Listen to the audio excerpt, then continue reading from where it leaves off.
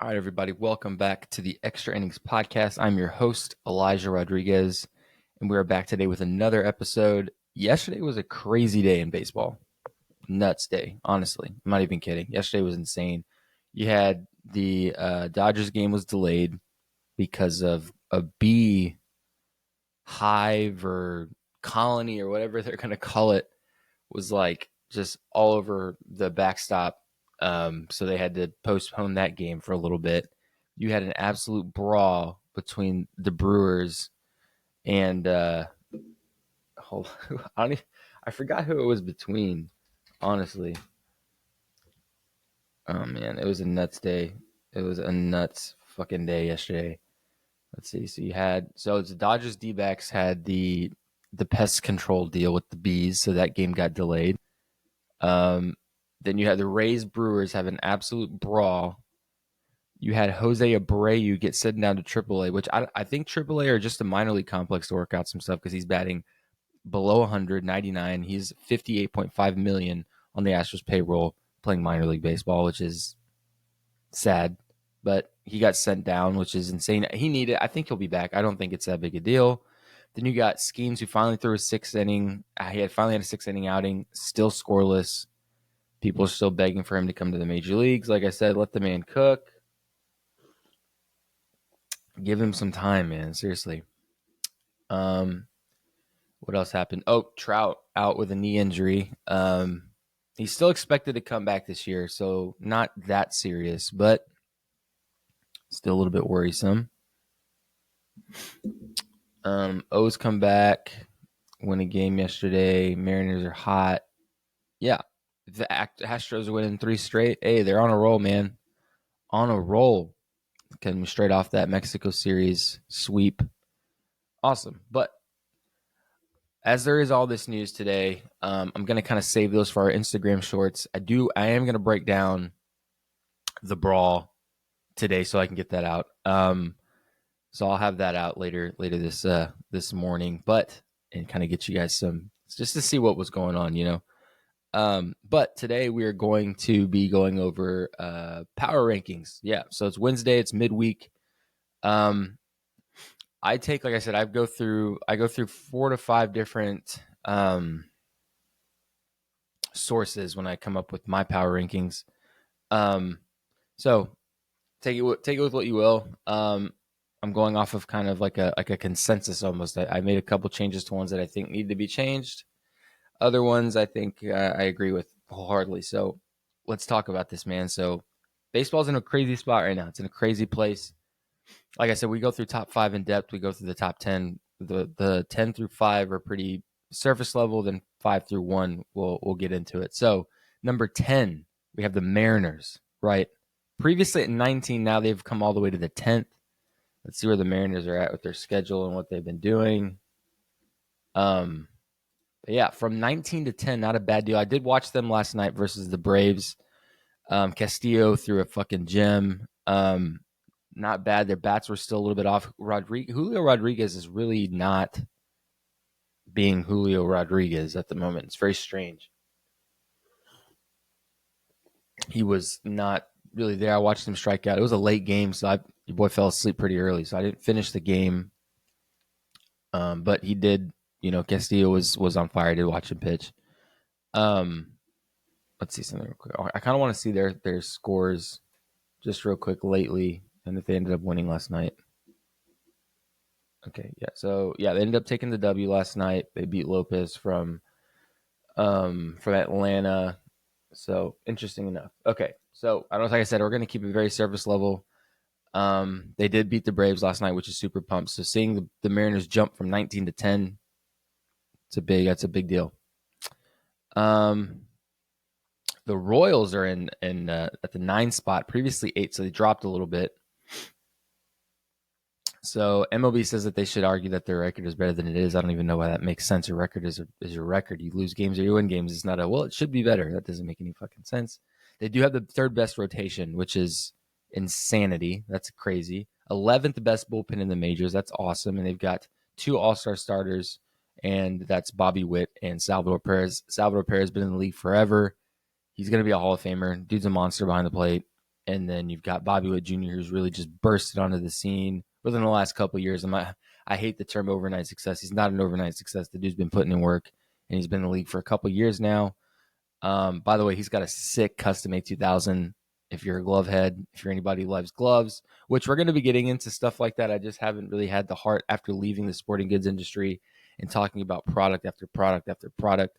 I've tried my best to just kind of stay away from product for the most part because it is a subjective thing. And that's one thing that I really fucking hated about working at something like that was that you had to push products that you knew were shit, and you had to push product and maybe lay off on products that you knew were good products, but because you're in a retail space, you got to sell shit. I hated talking about product, but nonetheless, we're going to get into that sooner or later. Sorry to disrupt the Royals little piece here, but Bobby Witt Jr. is a sweet A2000, custom A2000 with the Texas in the middle. It's awesome. Just had to throw that out there. Yeah, so the only thing hurting the Royals right now is their offense is a little bit slow, but it is what it is. They can pick that up quick. The Cubs at number 8, previously number 9, they've actually increased. They've been playing really, really, really good. Lots of great pitching, lots of great hitting. Though they did lose Bellinger for a little bit, I think they're going to be okay. I think they'll figure it out. They have a strong, young team. The Cubs have been in rebuild since they won the World Series in 2016 after they sold, Rizzo, Bellinger, Baez. They sold everybody. MLB asked if they can keep their head above water till they get, a couple guys back. Yeah, I think they'll be okay, personally. Number 7, the Phillies. Season high, they've actually been at a 4. I think that was way earlier in the year because I don't think I had them at 4 in my last rating. But they've been at 8, so they've been kind of bouncing around this whole thing because the Phillies have kind of been, they went from a team that hadn't won a lot to a team that's like really freaking hot. But yeah, so you got, let's look at some of these stats. So they really highlighted the thing on Alec Baum. I don't really know why. I don't know what that really means. Phillies are a strong team. Like I said, it's hard to really go against them on paper simply because of how much star power that they do have. I'm really upset why both. What is with Alec Baum? Yeah, he's going insane. He had an 11-game hit streak. Okay, that's why they want to focus on Alec Baum. Okay, cool. Batting .512 in the last X amount of games, 11 games. So yeah, okay, fair enough. Alec Baum deserved a little highlight there. But yes, Phillies are at 7. Brewers are at 6. Interesting enough because they just, yeah, I mean, geez. The Yankees put up 36 runs on the Brewers this past weekend. Yikes, that's insane. So apparently the bullpen, I mean, the story with the Brewers is that for a long time the pitching carried the terrible offense. Now it seems to be the complete flip opposite, obviously, because 36 runs in 3 games is fucking brutal, dude. That's a lot of runs. Let's see. Yeah, interesting enough. Okay, so I think the Brewers are still a good team. They're a hot team. They're going to be fine. They've shown us that their offense does have some spark in it multiple times throughout the year. Like I said, they were previously 5, dropped to 6. They got beat pretty bad this weekend, which is probably the reasoning for the drop. I mean, in my eyes, I think with how they performed this past weekend, they should have been dropped a little bit lower. I think maybe I was thinking like 9 or 10 maybe. But at 6, not too bad. Like I said, they're still a strong team. Had a bad weekend. That's obviously going to hurt your ranking. So, and especially when you give 36 runs in 3 days, that's pretty tough. All right, so now we get into the meat and potatoes, the nitty gritty. We're at number 5, which is the Yankees. The Yankees have dropped, and now that's something that I can't sit here and totally disagree with. They did play the Brewers. They were hot this weekend, but they did drop some games in that series. And then they dropped 2 to the Orioles. They lost to Grayson Rodriguez on Monday night, lost again last night. So they're dropping more games than they were when they first started. So seeing them drop from 2 to 5, the bats are cooling off a little bit. We still haven't seen Judge. There's some serious errors on defense again with Gleyber Torres. So seeing them drop to 5 from 2, not surprising, not really at all. Let's kind of look at some of their stats real quick just to get some like to get some an idea, because I know we haven't looked at the Yankee stats in quite a bit.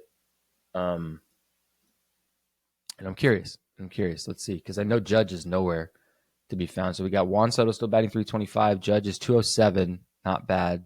Not horrible. Not Judge like, but it'll do. Stanton 232. Rizzo 258. Verdugo 267. So we're living. Not a guy in the threes. We're doing okay. Taylor Trammell. Bruh. Batting 1,000. Give the man another bat. 4 at bats. I'm sorry. He's had 4 games played, 1 at bat, 2 runs, 1 hit in that 1 at bat. Interesting. And he's walked. So Gleyber Torres is 220, man. Where's Jose? Jose back up to 280. Damn, Jose. Woo. From nothing to goddamn. Volpe 271.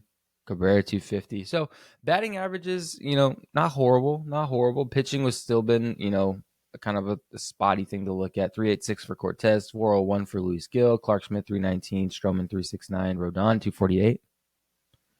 Not bad. Clay Holmes 0 in 13 innings. Not horrible. Nick Birdie 6-1. Okay.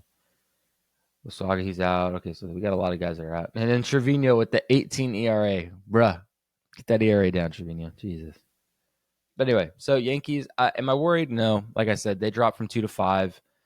They're still, they're still not bad. They're still, Yankees are still 19-12. So they're tied with the Orioles in wins. They're still 1 game back. So 2 games total. But anyway, Yankees not worried. They got to get Judge going. They got to clean up that defense. Pitchers are going to be coming back. I think it's about a month. Today's the 1st of May. It's my birthday. And we're expecting Cole back either late May, early, mid-June. Anywhere in the next 2 months, we should see Cole back. So that's exciting. He's been throwing more. So, like I said, Yankees, really just Judge. Judge, get your shit going. They need you pretty bad. All right, number 4, the Guardians. Okay, so the Guardians are in first place with the best record in baseball right now. And it's not even really close, I don't think. Where they at? 19-10. Yeah, best in baseball right now. Well, no, they're not actually. The Braves are beating them 19-9, but I think that's just games played, so it doesn't really count. By the way, everyone's playing today.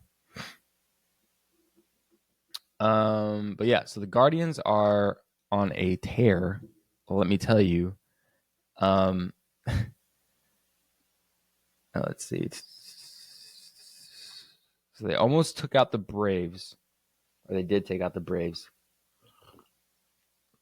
Currently have the Astros, which I think Houston won last night, which is good for them. They needed that win, especially with a team like the Guardians. They needed that win.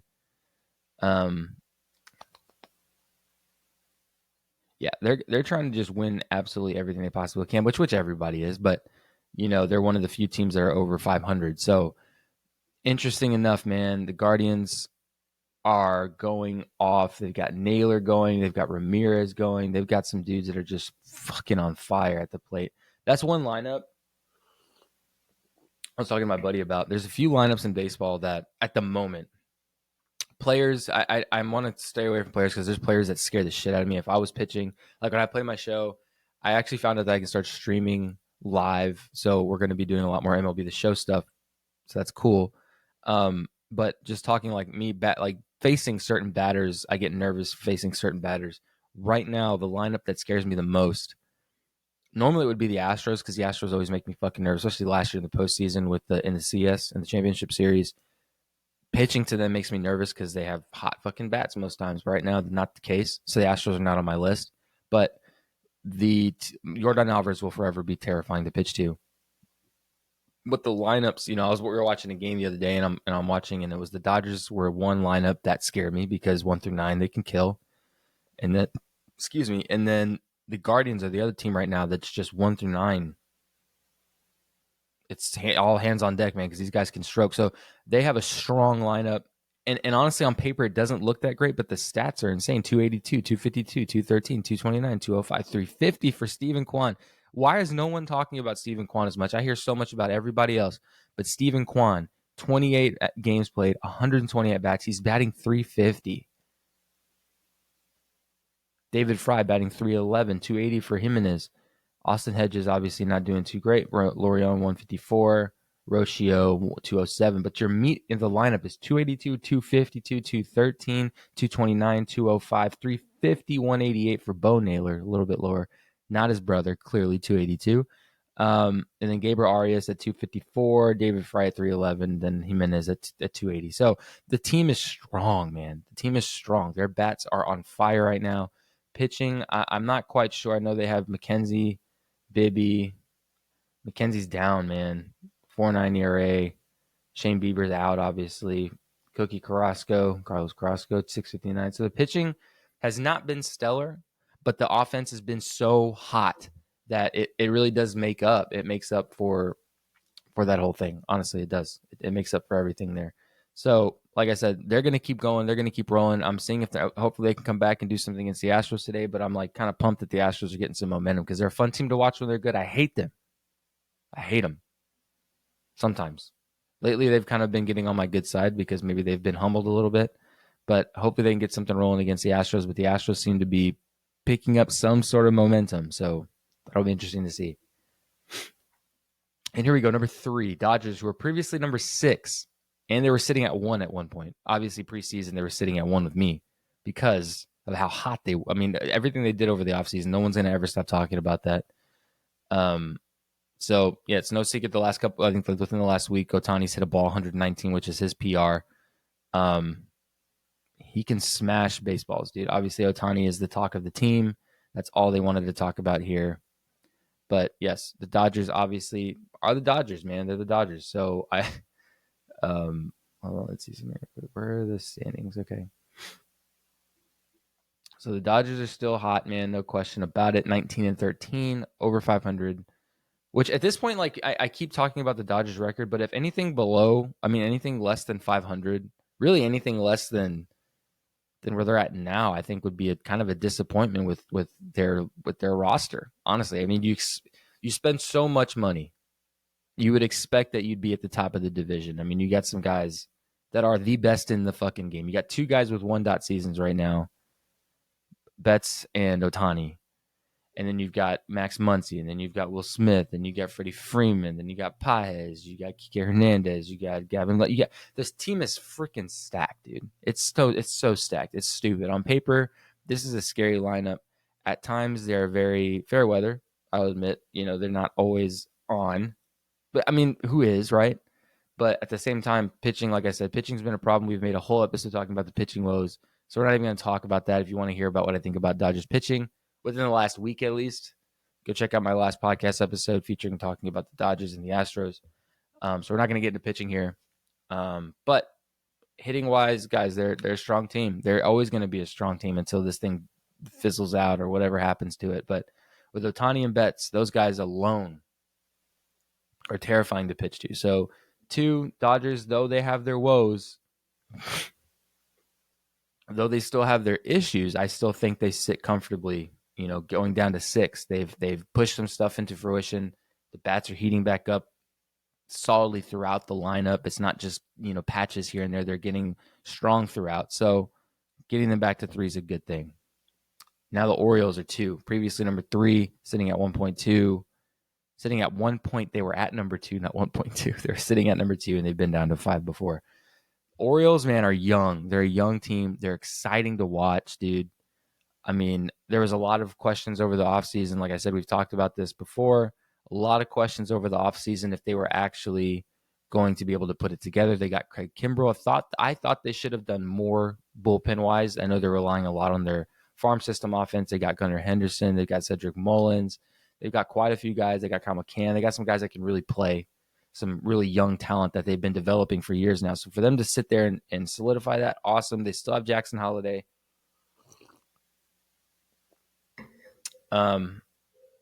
It wasn't a great week for them. Personally, I think that it was a kind of a tough spot for them. It wasn't the greatest of weeks. They dropped quite a few games this week. They lost 2 of 3 to the A's, which we talked about that yesterday. Insanity with the A's and all that crap going on with them. But they are still a scrappy, sneaky team. Took 2 from the A's this weekend with how strong the O's are. And they lost Jackson Holiday, had to send him down. So that was kind of a bummer too. Not a great week for the A's, but it doesn't overshadow some of the things that they've done. Though, yeah, so talking about Kimbrel has not been sharp these last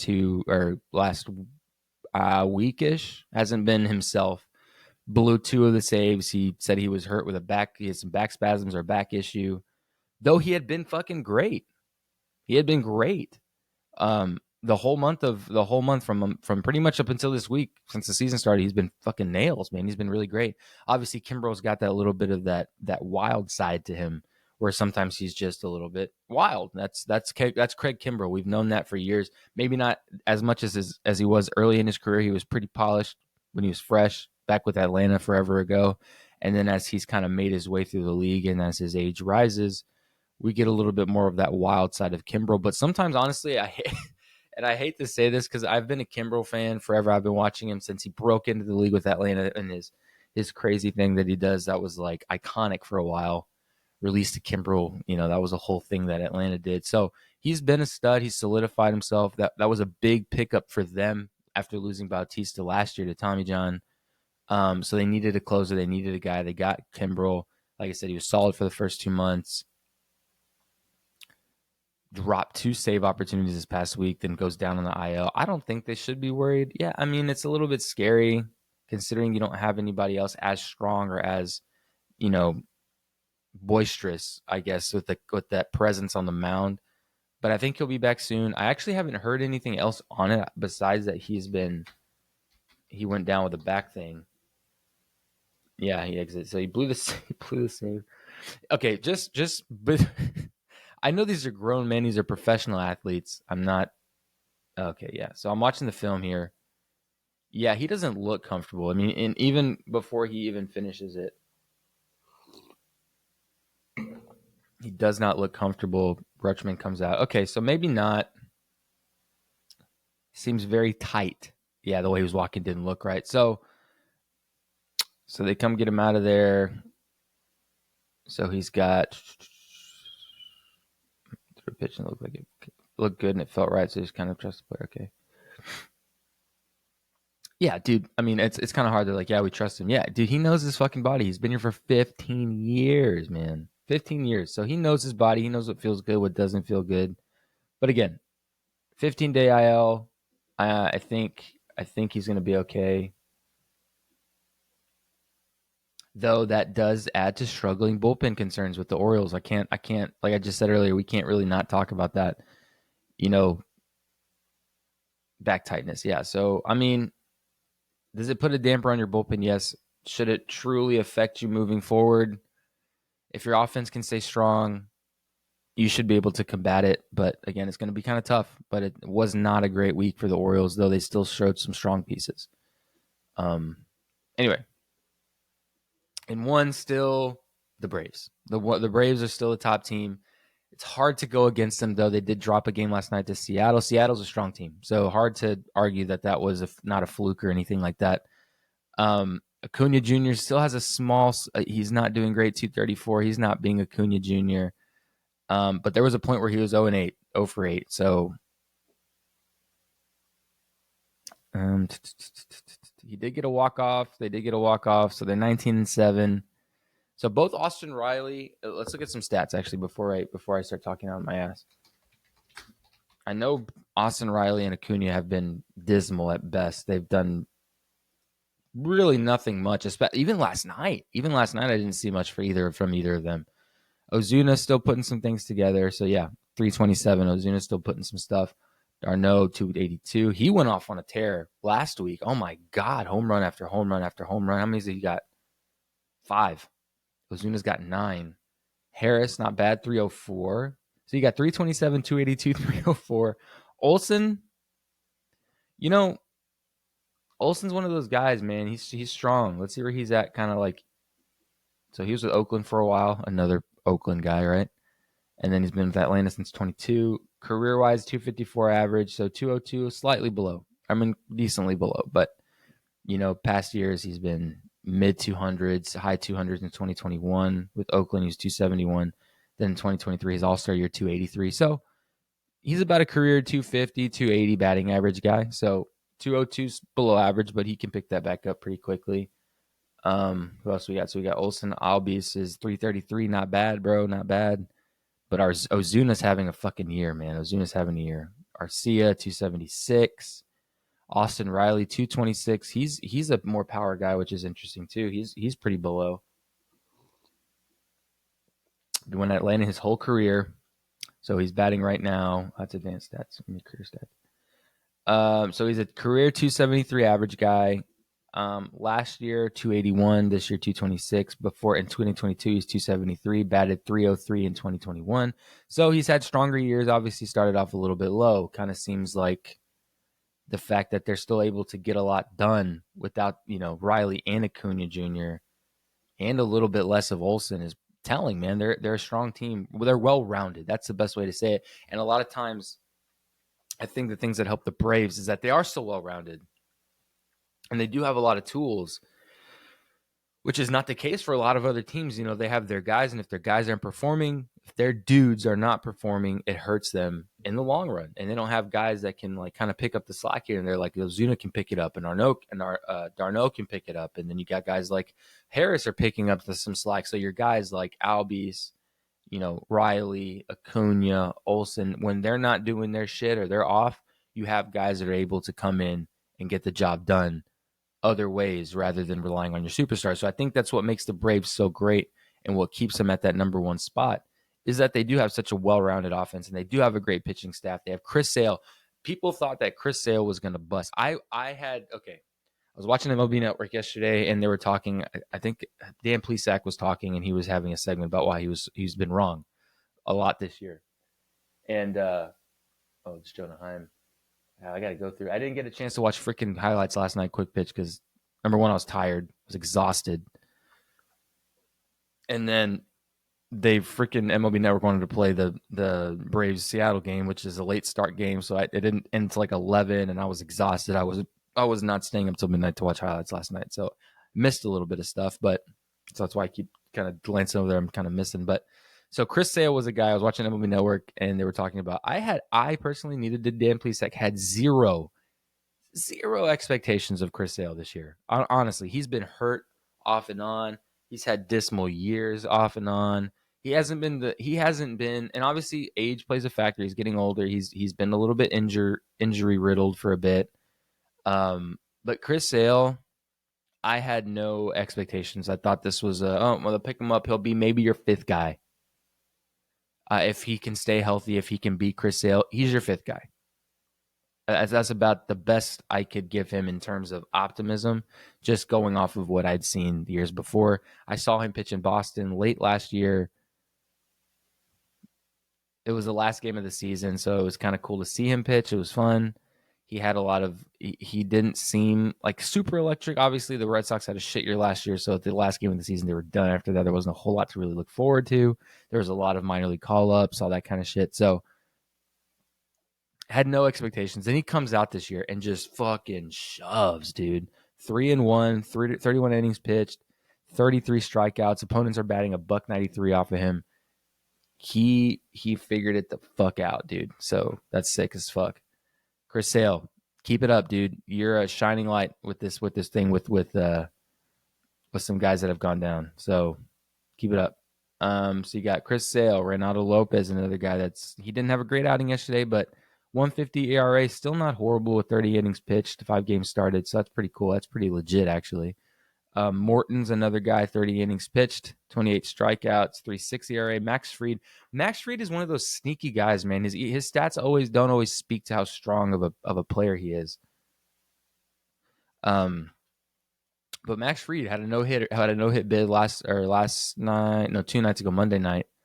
And he shoves, dude. 2-0, 4.02 ERA. Like I said, he's one of those guys. I'm a huge believer in stats. Stats don't lie. That's why I got so irritated earlier in the episode when I was reading, and it was like, well, they should have 2 more wins. I'm like, well, you either win or you lose. You can't. Well, maybe you should have had. Yeah, you should have, but you didn't. That's my philosophy. But yeah, Max Fried is one of the few guys where their stats just don't tell the right story. I think he's still a strong pitcher. He's still really fucking good. He still has a lot of good stuff in the tank. He just, like I said, had a no-hit bid 2 nights ago. Sneaky good. He's had a couple shaky starts here and there. He's been shaky in the past. He's known to have shaky starts. He's not fully consistent, still very young. still very young. So there's still a lot to see from Max Fried. But like I said, one of the few guys that stats don't really tell the story. AJ Minter, 15 games. Yeah, so they moved him back to the bullpen. He was kind of a mixed guy. 2.63 ERA. Spencer Strider. That's the one I was like, the Braves lost somebody. It wasn't Bieber. Bieber's with the Guardians. Spencer Strider was the one, man. Only got 9 innings in this year. That sucks. Jesse Chavez is one guy that we were watching. I was telling my girlfriend, I was like, God, that guy's old as shit. 40 years old. He's played with like every ball club in the game, but he shoved, man. He did really good last night. 159 ERA in 11 innings. Not bad. Bryce Elder. So yeah, they've, like I said, guys, they got a great staff. Sucks that they lost Strider. That was a big blow. They were really hoping to get 200 out of him this year. So that sucks. But that's what makes the Braves so great, man. That's what makes them so exciting to watch is they're so well rounded. It's not a game where you go and 1 through 4 is off and it's a dead game. You get no run support because the guys, 6 through 9, or maybe it's 1 through 3 is down, and then you got 4 through 9 that can pick it up. Those, like, that's the thing with the Braves. Hitting wise, pitching wise, they've got a lot of tools. Losing Strider, like I said, was a blow, but like I said, they have a lot of tools. And then same with hitting. They got so many guys that can hit. So those are our power rankings. I'll go through them one more time just to kind of recap. So number 10, Mariners. Number 9, the Royals with Bobby Witt and Salvador Perez. The Cubs without Bellinger are still up there. Number 8 have actually risen because they've been playing some great ball. The Phillies are number 7. Brewers number 5. Yankees number 2 were previously number 2, dropped to 5. Hurts my heart, but can't deny it. We got to get something rolling. We dropped 2 last series. I'm sorry, we dropped 2 the last couple of days. So we're looking to get a dub today against the Orioles, a strong young team. We need the dub. Guardians, out of nowhere, taking the game by storm with some absolute monsters at the plate, winning games, one of the best records in Major League Baseball at the moment. The Dodgers with the heaviest fucking payroll we've ever seen, technically, but not on paper, not, being reported to this year, right? They've deferred a good chunk of it. But the Dodgers at number 3, Orioles number 2, the young, strong team. Craig Kimbrell's out, but they'll get him back. Hopefully it's nothing too crazy, just a little bit stiff back, fingers crossed, but still a strong young team who can do a lot of great things, who have taken 2 from the Yankees with a star-studded lineup that may be underperforming. And then number 1, the well-rounded, most stacked, obviously, team, the Braves are at number 1. So thanks for listening, guys. If you agree with me, let me know. If there's something I missed, if I left out your team and you think they should have been a little bit higher, let me know. But yeah, guys, we got a lot of stuff coming. I'm going to do a breakdown here in a little bit. We're going to have that up on YouTube. So it'll be cool to watch about the fight between the Rays and the Brewers. We got some cool short content. So be sure to follow us on Instagram, TikTok, Twitter. Got some cool stuff going on there. And then obviously listen to me on your favorite streaming service, Spotify, Apple, Google, wherever you get your podcast. So like I said, guys, thanks for listening. And we'll be sure to catch you guys in the next episode.